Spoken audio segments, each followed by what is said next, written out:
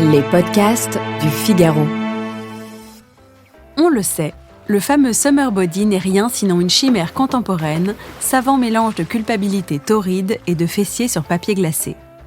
Pourtant, quand vient le moment de choisir entre un chardonnay et un Perrier tranche, surgit alors un soupçon d'hésitation et une vaste question.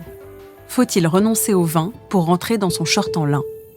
Voici quelques erreurs à ne pas commettre et quels seront vos meilleurs alliés jusqu'à la rentrée.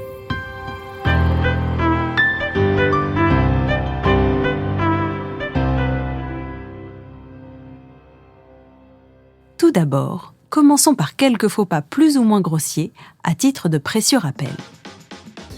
Erreur numéro 1, croire que tous les rosés se valent. Grand totem des apéritifs sous pergola, le rosé cache très bien son jeu.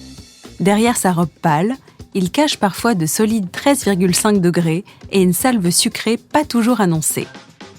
Certains flacons vendus par palettes entières en grande surface brillent par leur packaging, mais plus rarement par leur légèreté. Une solution, référez-vous aux calories qui doivent désormais figurer sur l'étiquette. C'est triste, j'en conviens, mais je ne vois pas d'autre choix. Erreur numéro 2, oubliez que sucre égale calories.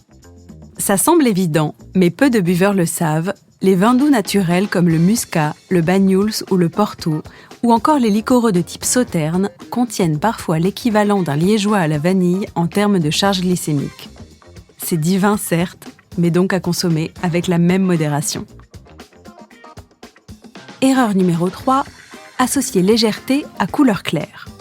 Tous les blancs ne sont pas sages. Un chardonnay bien mûr, passé en fût, peut être bien plus calorique qu'un gamay léger. Car l'intensité ne dépend ni de la robe, ni de la température de service. Moralité, mieux vaut un rouge fluide qu'un blanc capiteux. Erreur numéro 4, croire que les bulles allègent. Les effervescents donnent l'illusion de légèreté, mais tout est question de dosage.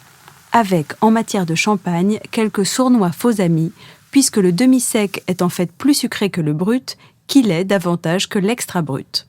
Si vous tenez à vos bulles, préférez par conséquent un brut nature non dosé. Maintenant, voici ce que je préconise de boire avec un sens pas si aigu du sacrifice. Tout d'abord, les blancs secs légers. Muscadet de Loire, Sylvaner d'Alsace, Assyrtiko grec, une jacquère de Savoie ou encore un verdero espagnol, avec peu d'alcool, zéro sucre résiduel et une fraîcheur qui désaltère sans saturer. Les rosés, oui, mais les vrais. Oubliez les rosés trop fruités, maquillés comme des drag queens et privilégiez les plus salins, à faible degré, que l'on trouve majoritairement sur le pourtour méditerranéen.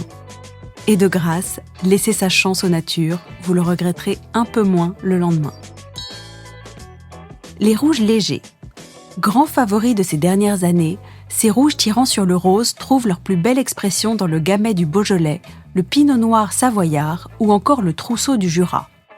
Là encore, souvent à moins de 12 degrés, même si certains légèrement au-dessus brillent par leur digestibilité. Du côté des bulles, au risque de me répéter, du brut ou de l'extra brut pour les champagnes, des pétillants naturels issus des cépages susnommés, et pourquoi pas une anisette qu'on rallonge jusqu'au bout de la soirée.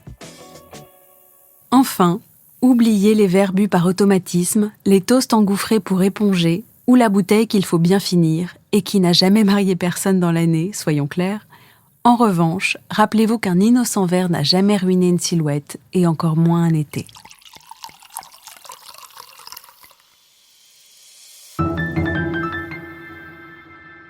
Merci d'avoir écouté ce podcast. Je suis Alicia Doré, journaliste vin. Vous pouvez retrouver Parlons Vin sur Figaro Radio, le site du Figaro et toutes les plateformes d'écoute. Si vous avez aimé cet épisode, n'hésitez pas à vous abonner et à donner votre avis. À bientôt.